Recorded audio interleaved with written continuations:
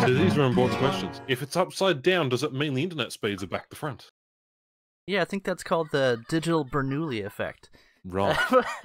Like a sphere of knowledge or influence that just magically writes itself on the way up to the northern hemisphere. It makes complete sense. So thanks for showing up and sharing your time with me. I know you're a busy guy, especially now with the latest update to War Thunder. There's a massive one. Oh man, tell me about it. Apologies ahead of time for the toddler sounds in the background. That's my life, and well, I work around her. That's fine, perfectly fine. Family first. Yeah. So speaking of, that's a great way to segue into the first topic of Righto. our interview.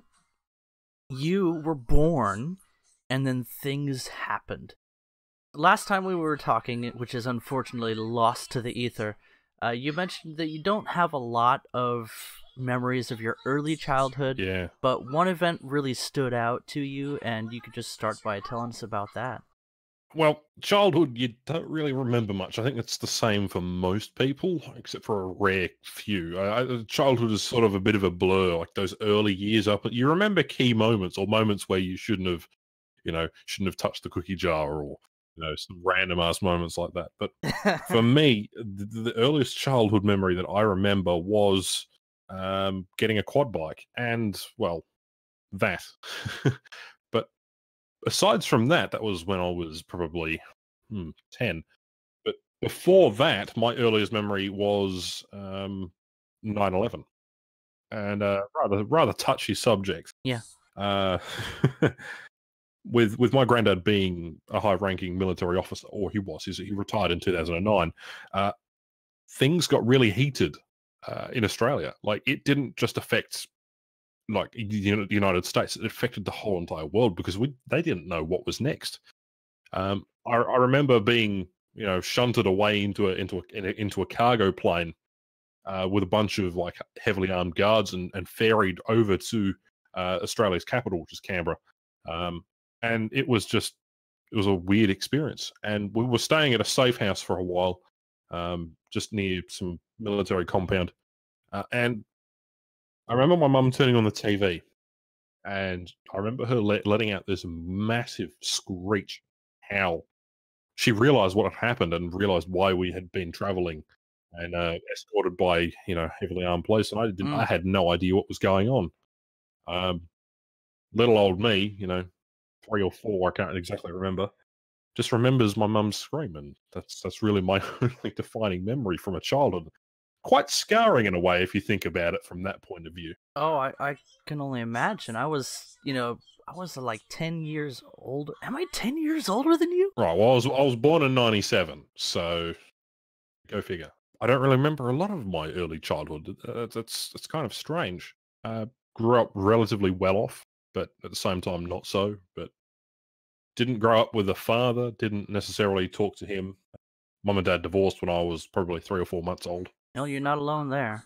Oh, I would, if I was to become a father, I would never do what my father did to me and my mum. The last time I spoke to my father was when I was 8, and then the only time I've ever seen him was when I was around 5 or 6. That's all I really remember of my early childhood.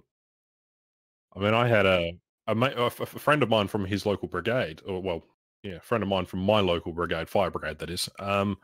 His dad actually went over to volunteer, and when the second tower came down, he was unfortunately his name's on the memorial, because we sent over volunteers right away. There was some like Australian training brigade or something that was working with the Americans in forestry management, and they were in New York for some reason. So you do what you got to do, but it didn't affect just the United States; it affected the whole world. It's they thought London was going to be next. Okay. Well, that's interesting. I never thought to consider the perspectives of other nations on, that event that meant so much to America. I mean, obviously, Yeah. it changed the world that we live in as Americans, but it had some serious repercussions. But let's brighten the mood a little bit, shall we? Obviously, from your videos, you share a lot about yourself and what you go through as a YouTuber and someone who contributes, in your spare time to that which we see on your channel. Great channel, Yeah. by the way. Everybody Thank you very much. obviously should check out Ash's YouTube channel. I appreciate the perspective that you bring because, again, you're sharing your own ideas and not just sort of going off of what you think will be popular. So it's even more interesting to get to know you as a person.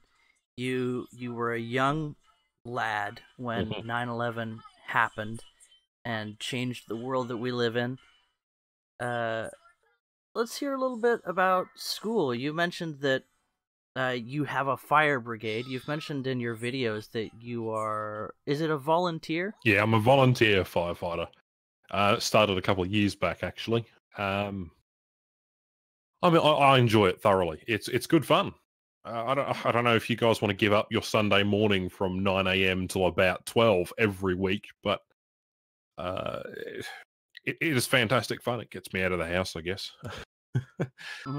Especially on the weekend, because all you want to do is sleep. But rolling hoses and doing fundraising for the brigade and interacting with the local community. At the end of the day, you're put higher than most people because you're a firefighter, and people appreciate them because they technically save lives.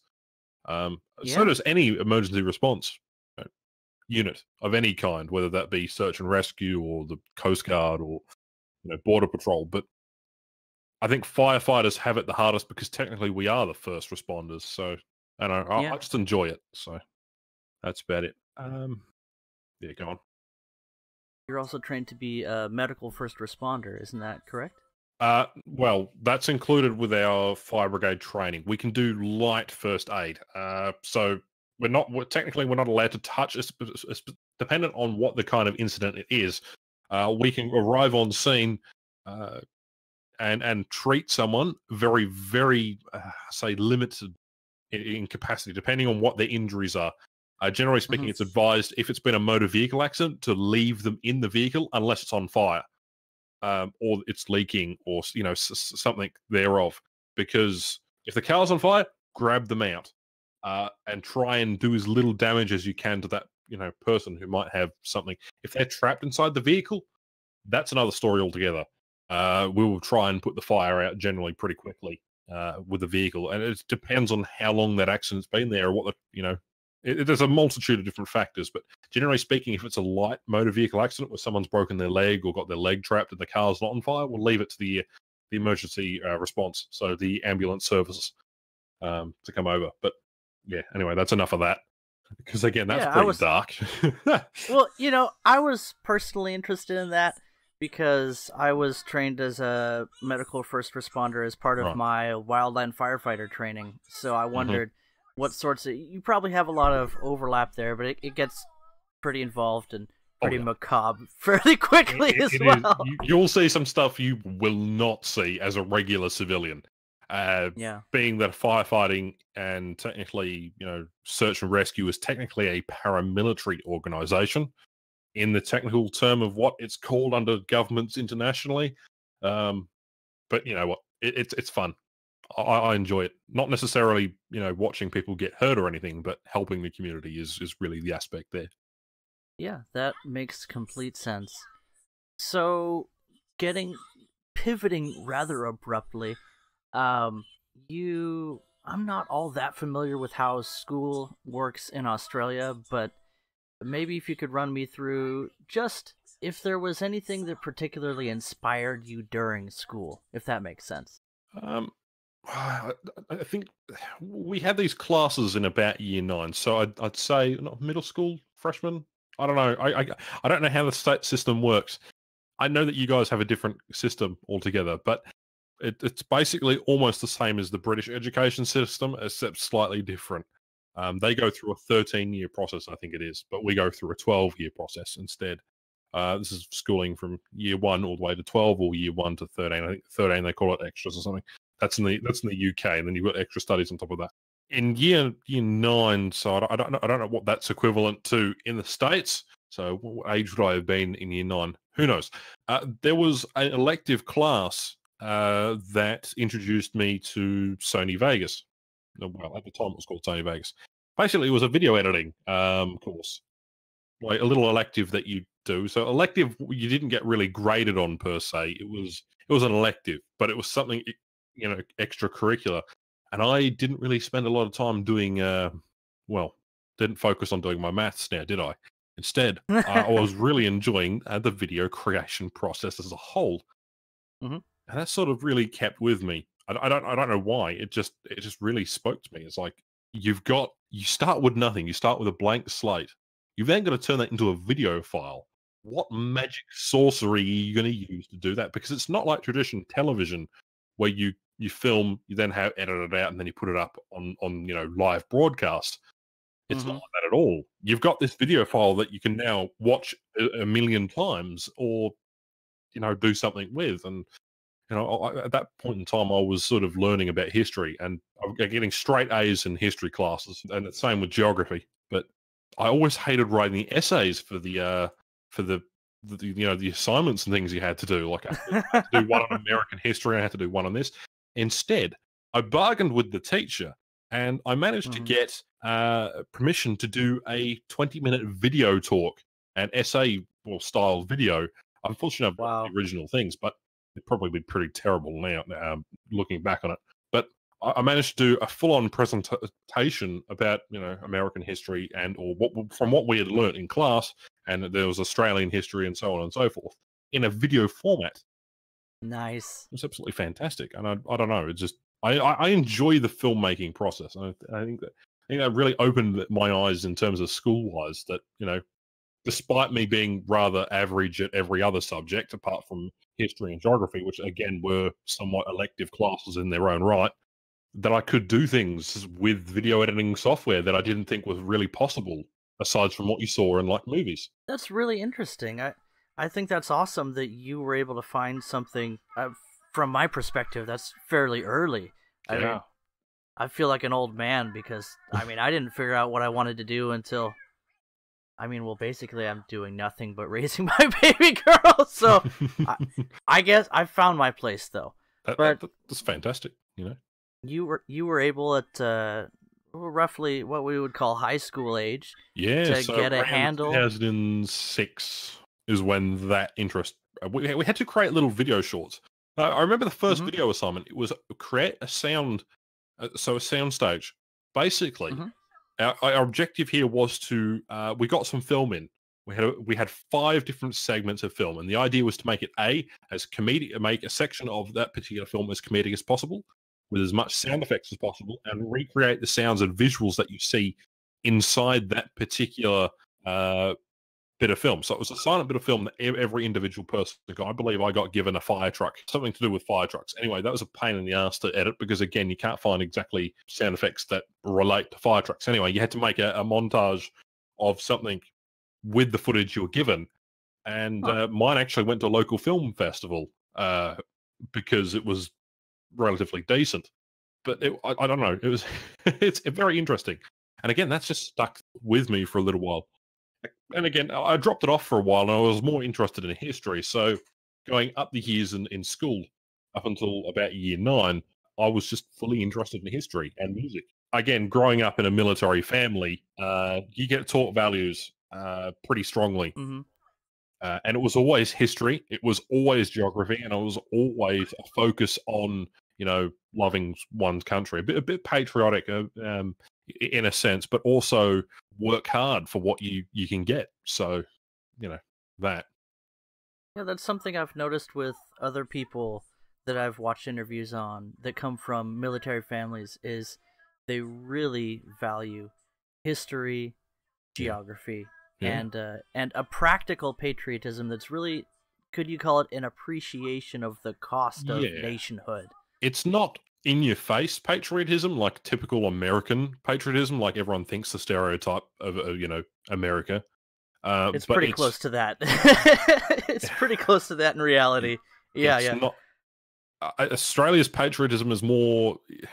It's more a humble respect for those who have gone before you, so to speak. And it was always tradition. It was always about family. It was always about meeting the other veterans. It was always about, communicating with the other soldiers. I spent a lot of my early, childhood and late childhood on a farm that was about 15, 20 minutes away from an army base, and oftentimes living on and off a military base. And, that's just how I grew up, interacting with the troops. So it was always a big thing until I moved into, Melbourne, which is where I am now, in Australia. Mm-hmm. It was always a big thing, to respect everybody above you. And, I don't know, it's just traditional values, I guess. Yeah, that makes complete sense. So, that's... I feel like you had a great opportunity to get a feel for who you are before you got out of compulsory education. Yeah. A lot of people go all the way through what we would call high school here, and they just have no clue who they are or what they want to do. I still have no clue who I am. I still don't know what I want to do. But I again, so around year 9, I dropped out of school and went and pursued trade education. So that's more, we call it more focused around engineering or trade related things. So I finished high school, yes.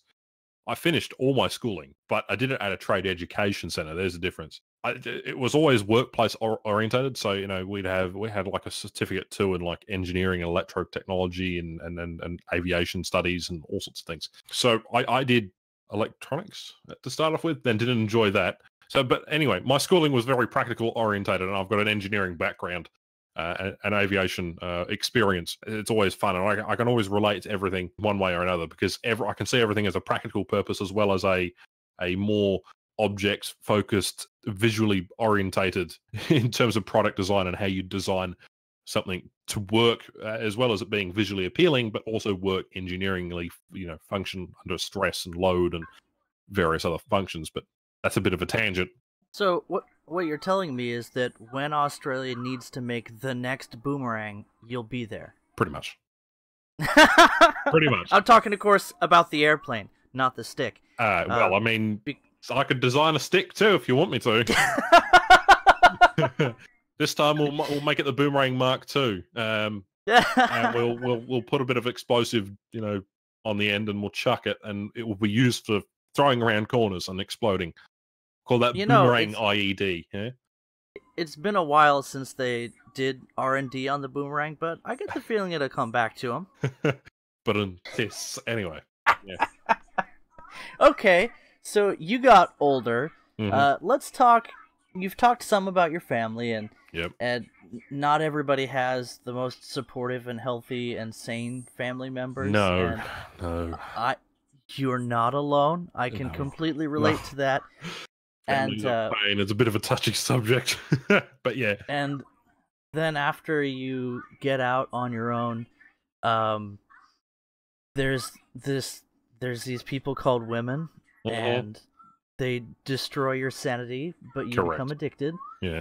And so if you feel like sharing any advice, because we get a lot of younger viewers on this channel, and you're just getting to that point, young man.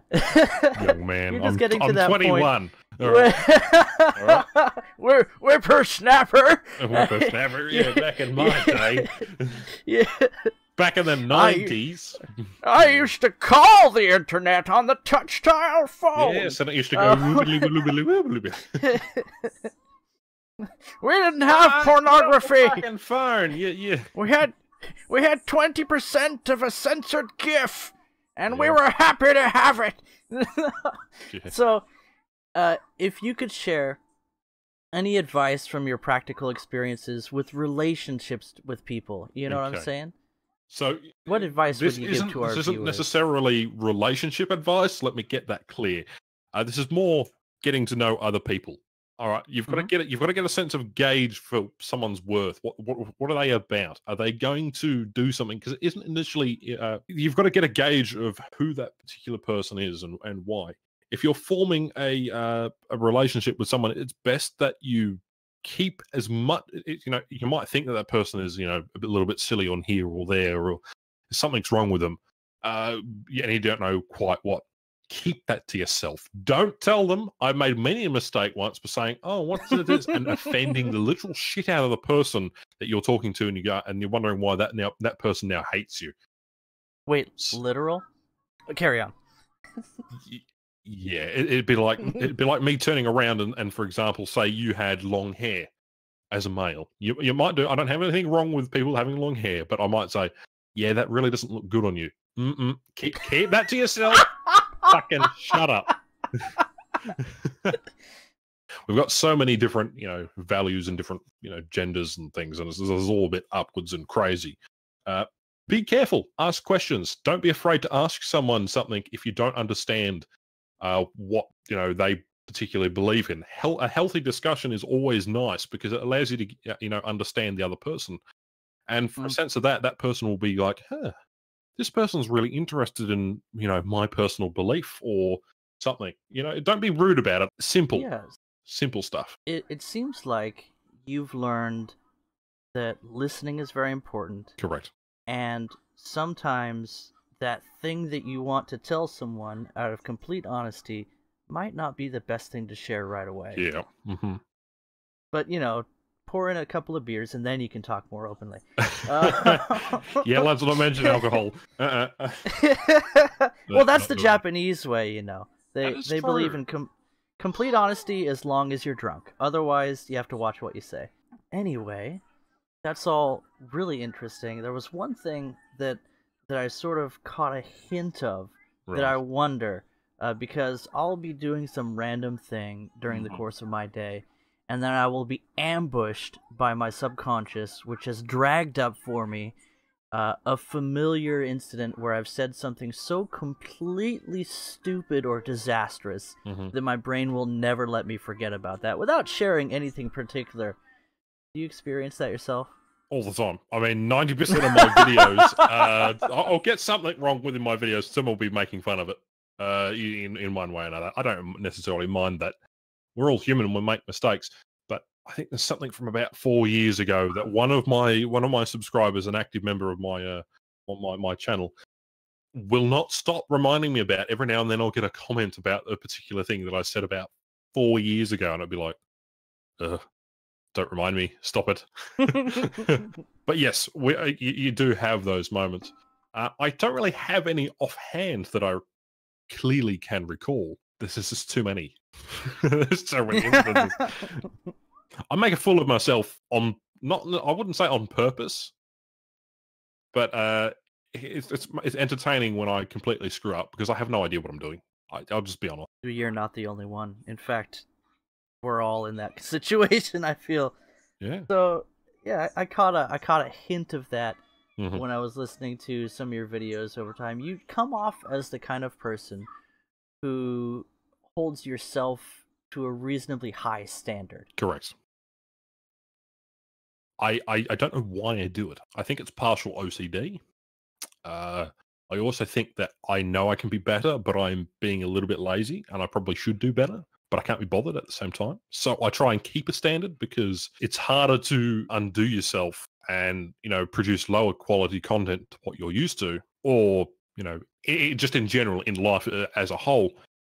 If you have a set sort of goals, it makes it a little bit easier for you to go by your day. If you know that you're not slipping up on this or slipping up on, say, doing your homework or house chores or whatever, it makes, a life a little bit easier knowing that you've gone and done those things. But in terms of content-wise, it's always been a focus on quality, but also entertainment. Well, without using words to describe it, watching your videos, that's exactly what I see. Well, thank you. Appreciate it. Let me be quick to tell you that what you're trying to accomplish with your videos is exactly what's coming across when I watch them.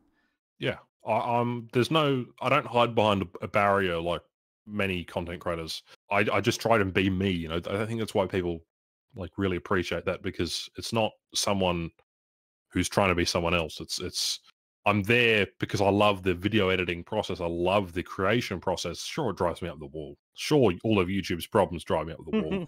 and the various things and the drama that goes on within the War Thunder community itself, or any video game. It's just a fantastic experience. And granted, it's a lot of work. People don't realize how much work it is to produce content, especially on a regular Yeah. basis. It's a lot of research. It's a lot of fact checking and re-recording of lines because you can't say a particular word correctly and you keep stuffing up every time you go to read it or, say it, you know. So, there's all that kind of things going on. But again, I try to be very honest. I try to be very humble about it, but I don't want to be too particularly annoying with flooding you with like, hey guys, look at this. It's like, no. I'll do it my own way. There'll be subtle hints to various bits and pieces. Some people get the references, and that's great. I like being a Yeah. bit serious, but also a bit pranky, if you know what I mean.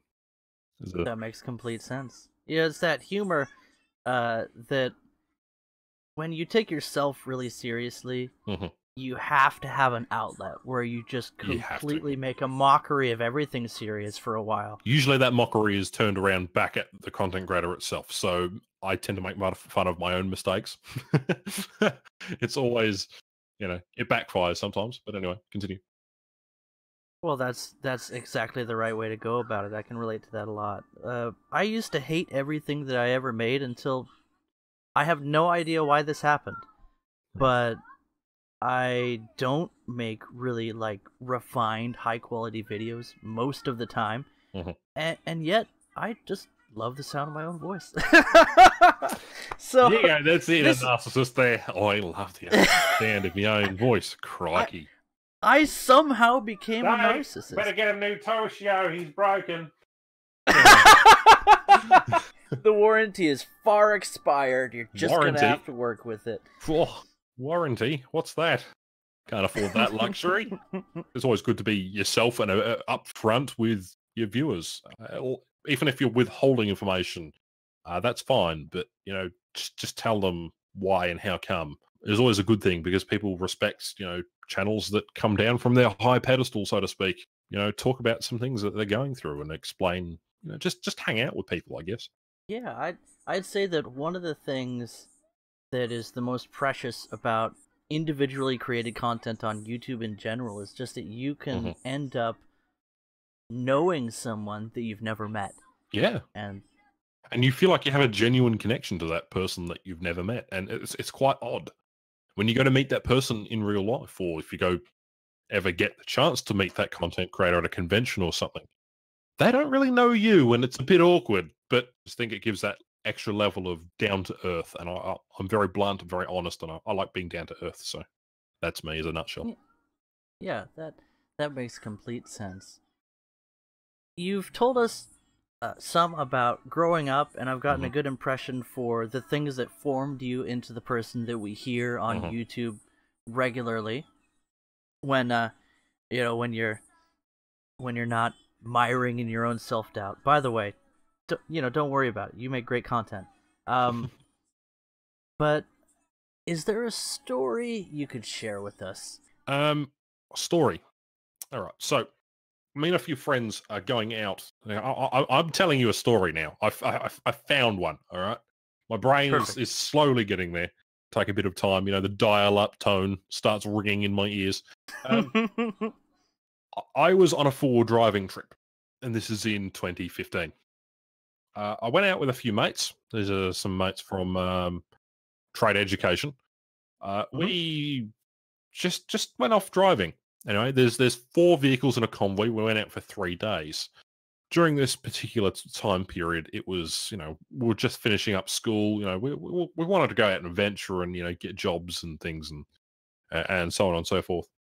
We're traveling down because Australia is a big country. When you go into the outback, you are like driving 50, 60 kilometers into the middle of nowhere. Translation, 30, 40 miles. If I drive from where I am about 100 kilometers, I'll be in the middle of nowhere. And when I mean in the middle of nowhere, I'll be in the sticks. But anyway, we're doing a trip. We went to a mountain in New South Wales somewhere. Anyway, we're all pretty young. We're pretty novice, and the tracks and the trails that we're traveling on in our 4 drives was pretty hectic. And one of the trails leads up a massive mountain, and there's a plateau on the top. That's where we were going to camp for the night because there was a camping ground up there. So set up there and have this wonderful view and wake up early in the morning and watch the sunset and the sunrise. Anyway, we're climbing up this hill, and there's a spot of mud, so it's rather treacherous terrain. Think like spin tires, where the mud is sort of everywhere, and you're slogging through. It had rained the night before, so the ground was kind of a little bit still wet. We're climbing up. We're in the third car, so I was paired with a driver. So there was 8 of us in total. Well, this car got stuck. So anyway, out I go. We attach a winch to the tree. We're pulling in the winch, and the winch snaps.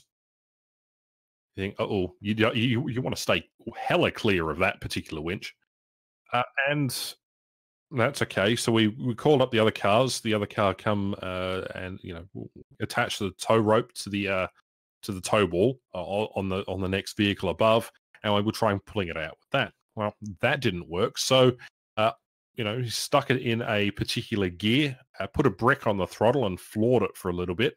We all got out and watched this car slowly ascend towards the top of the hill. He quickly jumped back in, but as the driver was jumping back in, he slipped, hit his head on the rail of the door, cavity where the door was. He fell to the ground. One of my mates quickly jumped in the driver's seat, but unfortunately, his particular body, that guy's body, slipped and fell underneath one of the rear tires, and it broke his leg. Ugh. Oh, yeah. It was nasty enough to view.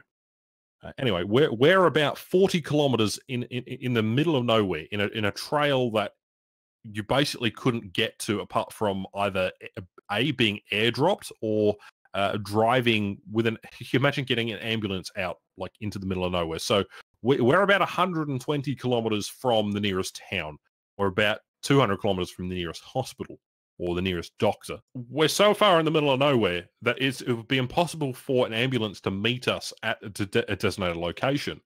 Now, one unfortunate problem is all the 4 passengers, so myself included, we didn't have manual licenses. Now, usually when you drive, because in Victoria, the state that I'm in, there's different state laws for different vehicles. You've got 2 licenses. You either got an automatic or you got a manual. Now, I had an automatic license, Okay. and so did all the 4 passengers. I'd be one of those 4. And no one else was willing to drive. So we had a third vehicle that didn't have the ability for someone to drive, and we're in the middle of nowhere. So anyway, everyone's like, oh, we probably better turn around. Anyway, we take 2 cars, and I drove for 40 kilometers on like a steep track in a manual, which is the first time that I'd driven a manual legally. Oh, well, illegally. Good time to learn. Good time to learn, with a mate that was screaming in the car every bump that I went over. Oh, that was agony and a half. 2 hours of that peril. He's screaming. I've never heard a guy scream so much, apart from when he was getting yelled at by a sergeant, which was quite funny. That's another story altogether, but I won't go there. Managed to drive this vehicle all the way back to the designated point where the helicopter could actually come pick us up, because we were in like thick bush. There was no way they were going to get a helicopter down and pick up patient. So 40 kilometers of driving to the nearest gravel road, which was actually paved slightly, and the ambulance made us there and then drove him to the hospital, and it was all good. And then his father came and picked up his vehicle and then drove it back. But yeah, that was a weekend away. Wow. Relaxing, huh? No, stressful as all fuck. You imagine having a guy screaming and you're like, don't go over that, bub. Ah! Like literal, so loud, it's not funny. So worse than Patch Day? Ooh. Now that's just a low ball there, Toshio. I mean, it could be. Well, there were probably less bugs than the Australian outback. Probably less bugs in general, yeah. Yeah. You're putting words in my mouth, Toshio. I'm just presenting interesting tidbits of conversation. Well, this has been a really interesting look at some aspects of yourself that you've hinted at in your videos, and also some new information for those who are interested. Good talk, and probably Thank you good for having me. time to start wrapping things up. I really appreciate you giving your time like this. You're a busy guy. It's a busy time for YouTubers, especially War Thunder ones. It's Christmas time, so yeah. Yeah, then there's this Christmas thing too. Let me just tell you, ad revenue's double, so get on the grind. Yeehaw, yeehaw. Yeehaw. Well, thanks a lot for your time. Was there anything else that came up during the course of the conversation that you wanted to talk about, but you didn't get the chance to cover? No, not really. You probably didn't really cover how I actually started getting into content as a whole with YouTube, but that's all right. We'll probably go there another time. That's a lengthy story in itself. I probably waffled on too long about this for driving trip. That's probably one thing that I did too much of, because again, my stories aren't necessarily funny; they're long. That's unfortunate. Well, oh well. It's almost British of you, but no, I appreciate that story. Is really interesting, and I think it shows an aspect of yourself that you don't get to share very often in your videos. So thanks a lot for your time, guys. This has been Ash. And it sounds like we'll have to do a part 2 in a year or so, maybe. Sounds good. All right. Thanks for your time, Ash. No problem. Catch you later. Bye-bye.